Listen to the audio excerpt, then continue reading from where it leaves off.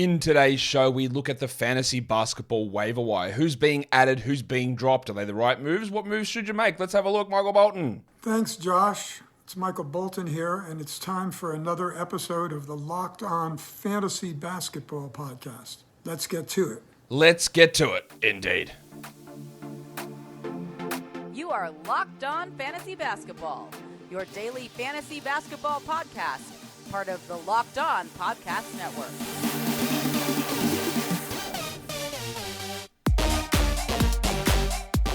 Hello and welcome to the Locked On Fantasy Basketball Podcast, brought to you by Basketball Monster. My name is Josh Lloyd and I am the lead fantasy analyst at basketballmonster.com, and you can find me on Twitter, as always, at redrock_bball, on TikTok at redrock_bball, and on Instagram at Locked On Fantasy Basketball. Today's episode is brought to you by FanDuel Sportsbook, official sportsbook of Locked On. Make every moment more. Visit fanduel.com/lockedon today to get started. Thank you for making Locked On Fantasy Basketball your first listen every day. We are free and available on all platforms. Let's look at the fantasy basketball waiver wire. Let's look at what moves are going on. Let's look at what makes sense. Let's look at what doesn't. Warnie. Let's get it on, Gilly. All right, let's start off with a couple of Joshes. The most added player off the waiver wire today, or over the last 24 hours, is in fact Josh Richardson. And there is a massive, massive amount of chasing. He was great last game. Absolutely no debate about that whatsoever. What, he had 5 steals, he had blocks, he played 30-plus minutes. He was great. Is he going to have a role in this team? Yeah, he is. Somehow he is, because the guy that was traded for him played 0 minutes. So there is a role there for him, but we also have to be cautious of understanding that 35 CJ McCollum minutes weren't there in that last game, and Herb Jones played 23 minutes. Now, is there an argument for a team that's fighting in the playoffs that Josh Richardson's a better player than Herb Jones? You could easily make that argument, yeah. I don't think the Pelicans are going to do that, and they're definitely not going to do it playing him over CJ McCollum. So the 30-minute role that he had felt like a little bit of perfect storm stuff. I don't have any problem with adding Josh Richardson because CJ might not even play. But I think to have him as the number one guy is, I think we're going to see in like a week's time that the number one dropped player is going to be Josh Richardson. Because there's just no way for me to see him maintaining that role. And the same thing basically goes for the second guy, Josh Okogie, who's been really strong these last 3 games. But I do worry about not only role for him, because when Durant arrives, but also Durant, Payne, and Shamet, and if TJ Warren plays more than 7 minutes, will Okogie start? I think there's a decent chance that he starts over Torrey Craig, but I also don't think it matters. If Durant and Paul and Booker and Ayton are out there, it does not matter who starts. That person is never going to see the ball. And Okogie has shot the ball really well over the last couple of games, and it is skewing stuff. Hey, everyone's out. He's shooting well. The minutes are high. The numbers look awesome. And again, this is all about what we do in terms of short-term stuff. It's totally fine. We add Okogie, we try, we stream it through. But when we're trying to look long-term, when we're trying to see what happens, hey, what happens in 2 weeks' time? I think there's no chance we're talking about Josh Okogie as a viable 12 or even 14-team league player. Matisse Thybulle is a very interesting guy. He's on the thumbnail of this video. Because the first game, everyone went crazy. They frothed him. They gave him the old McConnell. They really, really got in on that, and they were so excited. Look, he's been unleashed by Philadelphia. Look at all these numbers. And then he had 2 points. And that's what not TJ McConnell. That's what Matisse Thybulle is.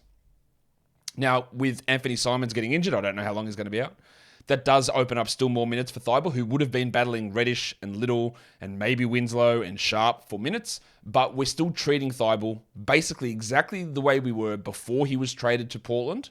Sorry, that's not true. Before he played his first game for Portland, because we thought, hey, he's going to get some extra minutes.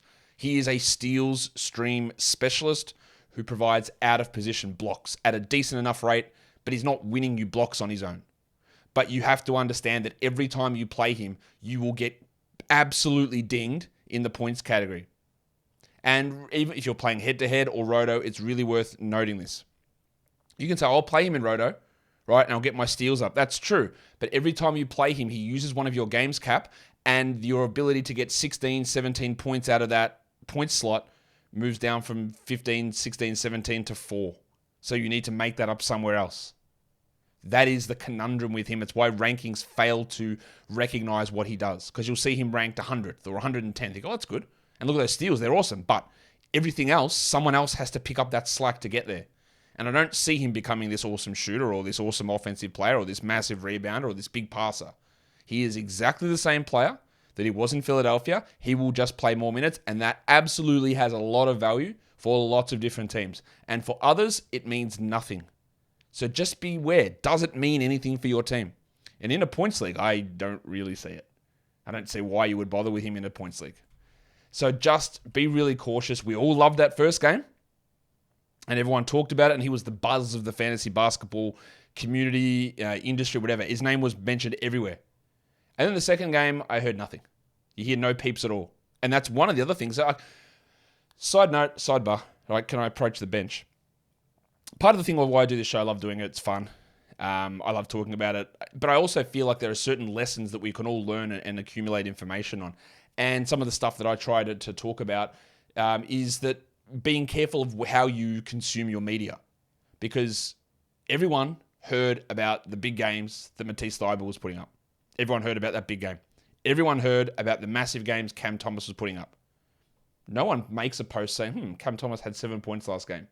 No one puts a post saying, Thybulle did nothing. He had 4 steals, but absolutely massive negatives in every other category. No one talks about that. So if you're just casually perusing information, you go, I thought it was great. Look what he did against the Lakers. Dominated. He had 4 threes, mate. He's been unlocked. He can now shoot. He's free of Doc Rivers.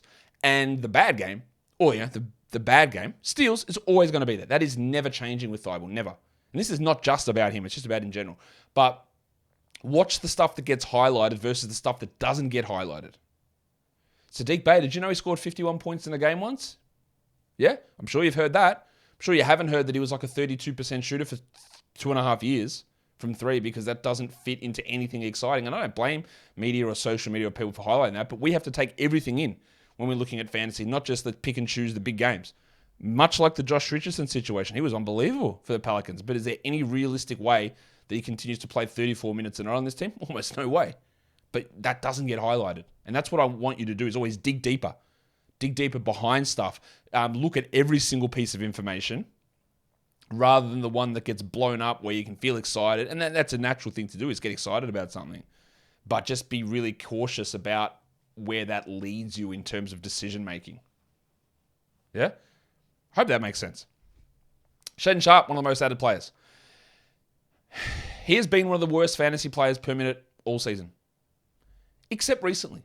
He has really improved. Now, mainly that is coming from shooting like 63% from the field and getting 26 minutes a night. But with Hart gone, with Simons injured, he might have a sizable role. I don't know that I put much faith in his ability to be a rebounds, assists, steals, blocks, or to even shoot well from 3, which he hasn't done at all season. He's okay to grab. They don't play again until after the break. I'm not really convinced that Shaedon Sharpe's a must-roster 12-team league guy. And definitely not a must-add guy. I think he's sort of fringy, and I'm not convinced. Max Strus, one of the most added players. That's really strong for the short term. Lowry out, Hero out, Oladipo out. Fine. Love that. Short term, long-term, no way. Devontae Graham, also an excellent short-term stream. Trey Jones is out. Graham's minutes will push up. I don't see Graham being a 30-minute-a-night guy rest of season, which is what he would need to be a 12-team league player. But we're talking short-term, no worries. Kelly Olynyk and Gordon Hayward, 2 of the most added players on Yahoo. What? I'm for it, especially Kelly Olynyk. I don't know why we took this long to get back onto adding Kelly Olynyk. Gordon Hayward, yes, he had been mediocre for most of the season, and he has stepped it up of late. So I do like adding him. It's just weird to me that they were available in so many leagues where they could actually be added in enough spots to appear on this most added list. Today's episode is brought to you by FanDuel.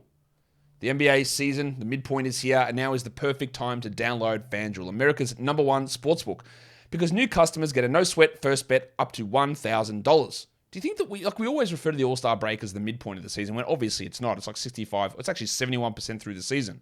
But maybe I just realized, do we call it the midpoint because it's the midpoint between the start of the season and the end of the playoffs? Playoffs? Maybe. New customers get a no-sweat first bet up to $1,000. That's bonus bets back if your first bet doesn't win. Just download the FanDuel Sportsbook app. It's safe, secure, and super easy to use. And then you can bet on everything from the money line to the points scorers to threes drained. So, NBA championship odds. What are NBA finalist odds? You can bet on who you think is going to meet in the finals. Boston and Phoenix is the favorite at plus 600. You can do Milwaukee and Phoenix at plus 850. You can do Boston and Dallas at plus 1600. That seems relatively unlikely. Boston and the Clippers, plus 1,100. Everyone seems to be Boston. It's either Boston or Milwaukee on the East here. Or on the West, they're doing Phoenix, Denver, the Clippers, and the Mavericks. But you can check all of that out over at FanDuel. Just download the FanDuel Sportsbook app. It's safe, secure, and super easy to use. And it even lets you combine your bets for a chance at a bigger payout with the same game parlay. Don't miss the chance to get your no-sweat first bet up to $1,000 in bonus bets when you go to FanDuel.com/lockedon. That's FanDuel.com/lockedon to learn more. Make every moment more with FanDuel, official sportsbook betting partner of the NBA. And don't forget to gamble responsibly. Let's look at the most dropped players. Do we agree or not with these names? The number one most dropped player is Deni Avdija. Totally agree with that. This, again, when you're consuming my content or anyone's content, understand people's inherent biases or baselines where they're coming from. My thing with Deni always was, when they're healthy, he won't be useful. He needs 1 to 2 players being out for him to be a 12-team league player. Everyone got healthy last game. Deni barely played. To me, that is a clear drop. It's a very clear drop. I was waiting for it. It happened. Again, see you later. That doesn't preclude him having some big games. It doesn't preclude him being an ad later on when Porzingis is out, or Kuzma is out, or Gafford is out, or Beal is out. But it's not worth holding. Royce O'Neal, one of the most dropped players. Why did that take so long? See you later. Bye. Cam Thomas, one of the most dropped players. I'll say this about Cam. I think that we will see more from Cam than we saw the last 2 games because their offense is just really bogged down. But you know my criticisms of him. It's his lack of team play. It's his horrible defense. It's his absolute, just ISO, ball-dominating style, which does impact a lot of other guys. And that's what limits what he does overall. I don't mind dropping him. I don't mind if you want to hold waiting to see if he goes from 20 minutes back to 25. I'm not actually convinced that 25 minutes is enough. And it's almost the reverse Thybulle. In 25 minutes, he might score 16 points. Right? And that you might say, that's really good.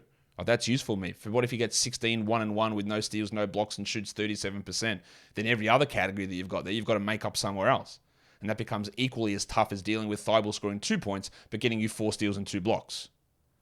So I would think that for Cam to be a must-roster player, he'd probably need 28 a night. And I don't really think that's going to happen. But I think he is going to push up a little bit in terms of usage. He is going to be up and down with shooting numbers. I've got no problem with dropping him. But again, where was my baseline on Cam? You know that. But I also think that there is a chance, and I feel pretty confident that he's going to be better than what he was last game. Flaming Mo Wagner. I'm going to be honest with you. I couldn't believe that I saw him as one of the most dropped players. Why was he rostered in that many leagues to be dropped? This is bizarre to me. Yes, he doesn't need to be held in 12-team leagues. Maybe that people added him for the low-volume day yesterday. That was weird. This is also weird. Most dropped player, Matisse Thybulle. When you go to Yahoo, he is one of the most dropped players across their entire site, second behind Avdija. So, what did people think? And this goes back to my whole spiel on Thybulle earlier on. People just had no idea what they were doing with him. They thought, oh man, look at this. Unlocked, scoring, threes, everything. If you added Thybulle, you should actually be happy with what he did in yesterday's game. He had 4 steals. That is why you should have added him. But again, it just goes to show that people added him. And I'm sure if you go into the Yahoo player chat section and read what the comments are on Thybulle, I haven't done it because I value my sanity, but I'm sure if you go in and read them in there, they'll be like, what is this bum doing? Can't even score a point. Man, why did I add you? When realistically, you added him for steals. He got 4 of them. What else do you want? It's a complete misrepresentation or a complete misunderstanding of where the value lies in Thybulle. And now he's been dropped. Don't get it. Dan Gafford, one of the most dropped players, absolutely would not do that. That is a ludicrous move to me. I don't know why you would do it. He had 5,014 minutes yesterday. And that is not related to Kyle Kuzma returning. Yes, Kuzma returning probably takes a little bit off the top in terms of minutes. Instead of being a 29-minute guy, maybe he's 27. But we have got a decent enough history that when they're healthy, he gets 25 to 28 minutes. We've seen it quite a few times. That is a crazy move to drop him. Dropping the cockroach Mason Plumlee, I would have done it as immediately when the trade hit, so see you later. And then Bones Highland, one of the most dropped players. He shouldn't have been added, as we talked about many times. That was one of the worst situations he could have gone to in the trade deadline. He definitely improved his value at the trade deadline because he went from 0 minutes to playing 13 minutes, so it was an improvement there. But he's not going to run in and get 27 minutes on this Clippers team, or be a number 1 offensive option, or be the same usage guy he was on Denver's bench. It just was never likely to happen. So yeah, again, people misplaced expectations there, I think, on Bones Highland. This is a long show. Droppable players.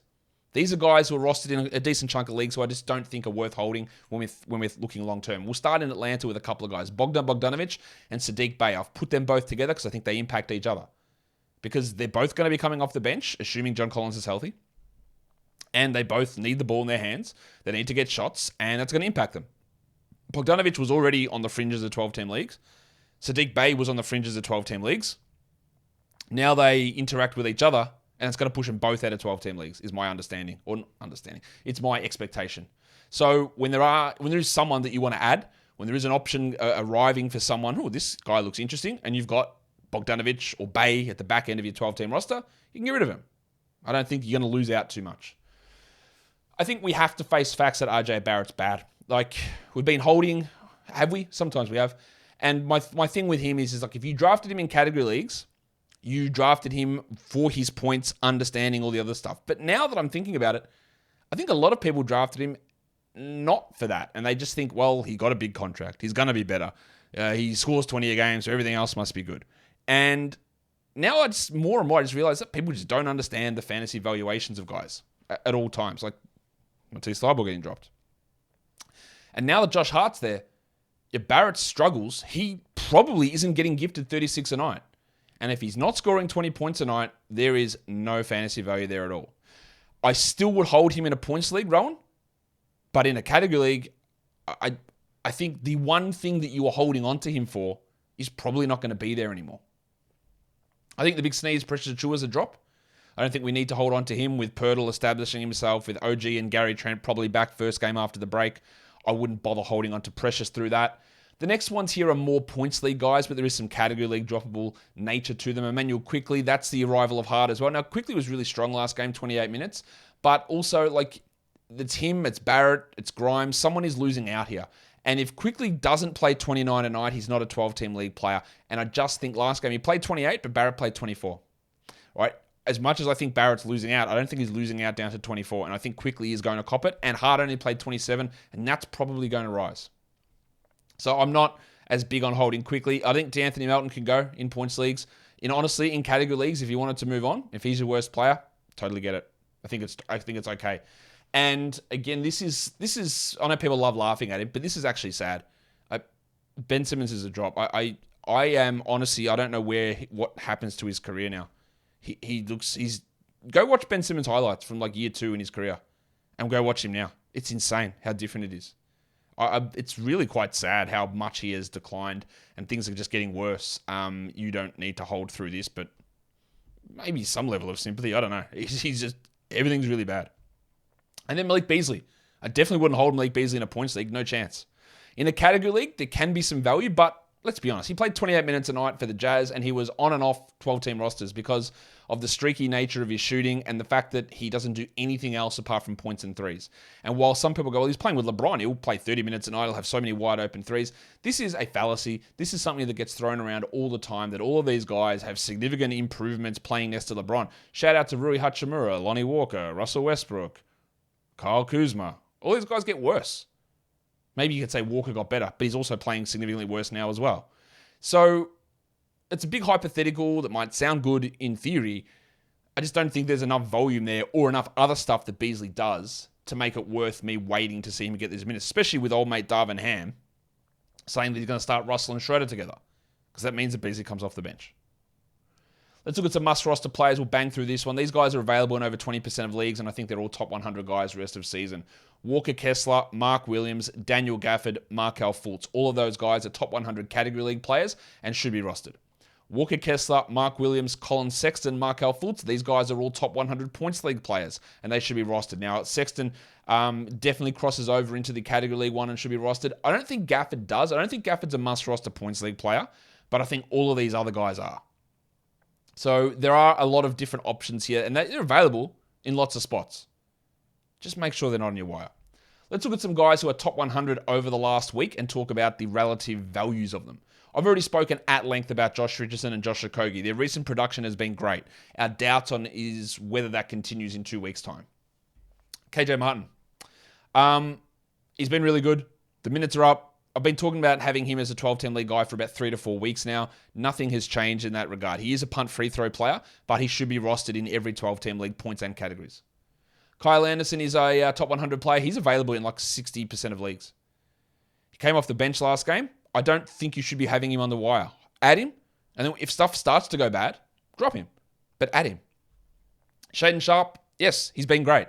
And I talked about this before, about how bad he has been this season from a fantasy perspective and how it has changed over the last week. You look at this and go, well, he's been playing well, and now the opportunity is potentially open with Simons going down. Why has he been able to be this good? Well, he's shooting 56% from 3 and 62% overall during that time, averaging 14 points. He's still got only 15 usage. 62% from the field is not real. He hasn't missed a free throw when he's a 67% shooter from the season, and he is getting 1 steal, which is up from where he was the season. Now, he has improved for sure. Like, his assist rate is a little bit higher, his rebound rate's a little bit higher, but basically he's just getting by on insane shooting numbers.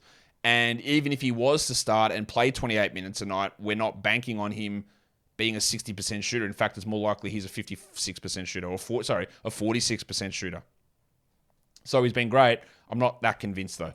Jalen Noel is in the top 100. He had that really big blow-up game in the midst of the Conley-Russell trade, and now he played 16 minutes last game. There is no way we need to worry about him in 12-team leagues. Chris Boucher is a guy that was putting up good numbers with Pirtle around. You don't need to hold him. And then Cole Anthony's also had some interesting, strong games. He's so hard to judge, though.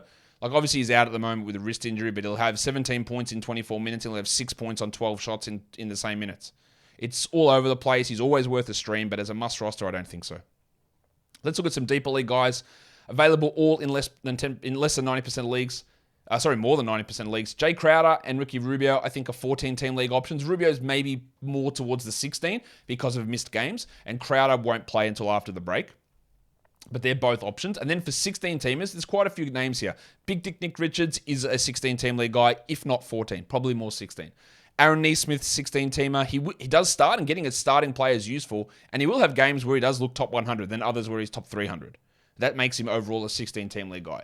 Jeremiah Robinson Earl coming back from injury. I like him as a 16 grab. Isaac Okoro is a very strong 16 guy, maybe 14. Andrew Nembhard has lost a ton of value, but I would still have him in 16s. And then there's Jordy McLaughlin, who's finally back. He's going to get some decent numbers here, and finding assists off the wire, especially in deeper formats, is tough. So if he is available, and he is everywhere, I would add him in those deep formats. Let's look at some other names that are worth us discussing here. Gabe Vincent, I think he's a 12-team league guy. Kyle Lowry, I don't know when he's coming back. I also don't know whether Kyle Lowry is coming back into the starting lineup. I would have Vincent, I would ride it, and then when it falls off, it falls off. I would add him. Another name that is being bandied about a lot, and maybe he might actually end up being on the thumbnail of tonight's recap show. Because people love draft position. Well, he was picked number 2 for a reason. Yeah, because they made a mistake. Well, look how athletic he is. Yeah, doesn't know where to be. He is in Detroit, the team that also doesn't know where to be in terms of anything they do. And where he fits, I have no idea. It is absolutely intriguing to watch what happens with James Wiseman. And he is a name that is being added in spots. I have added him in a 14-team league. Just to see what happens. Because I think that if they do erroneously give him 22 minutes a night, he could be a 14-team league guy. I don't think I would do it in a 12, but I'd be ready to pounce just in case they do something stupid. Because he could put up 17 and 12 with 2 blocks on 58% shooting, be the worst player in the NBA, but still put up numbers. Shout out to Hassan Whiteside. He could do that. It would make no sense for the development of the team, but he could do that. And we want to watch it. Malachi Branham. With players out, Branham does get big opportunities, but honestly, his fantasy profile is not particularly strong. He gets by when he has big games on really high shooting numbers, but Vassell is going to be back after the All-Star break. Now, him and Jones and these guys are going to be in and out of rotations, all that stuff. Branham is going to have a decent enough role. He'll be 20 minutes at least every night. Probably you'd say minimum 23 every night. But a lot of what he's doing now is coming on the back of outsized opportunity, 33 minutes a night over the last 2 weeks. Still not a top 100 player. He's shooting 49% from the field, which is probably not going to stick. And then there's just not a lot else. He doesn't rebound. He doesn't get many assists. He doesn't get any steals. So he's okay, and it looks great because he scores. All right, 27 points, 10 points, 18 points the last 3 games.